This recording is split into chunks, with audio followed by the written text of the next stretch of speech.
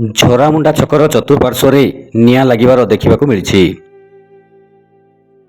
ହଁ ଦର୍ଶକ ବନ୍ଧୁ, ସମ୍ବଲପୁର ଜିଲ୍ଲା ରେଢ଼ାଖୋଲ ବ୍ଲକ ବଡ଼ଭାଳ ପଞ୍ଚାୟତ ଝରାମୁଣ୍ଡା ବସଷ୍ଟାଣ୍ଡ ଛକର ଦୃଶ୍ୟ।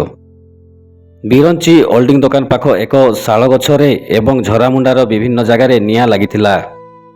ରେଢ଼ାଖୋଲର ଅଗ୍ନିଶମ ବିଭାଗ ଆସି ନିଆଁକୁ ଲିଭାଇଥିଲେ। ଏହା ସହିତ ସ୍ଥାନୀୟ ଲୋକ, ମହିଳା, ଛୋଟ ଛୁଆମାନେ ମଧ୍ୟ ନିଆଁକୁ ଲିଭାଇବାର ଦେଖିବାକୁ ମିଳିଛି।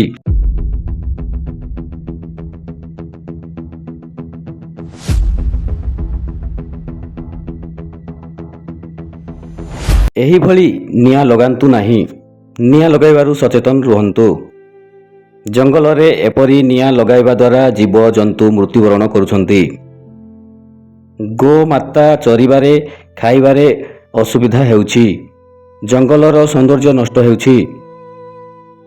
ଝରାମୁଣ୍ଡାର ସ୍ଥାନୀୟ ଲୋକେ ବନ ବିଭାଗକୁ ମଧ୍ୟ ଦାୟୀ କରିଛନ୍ତି।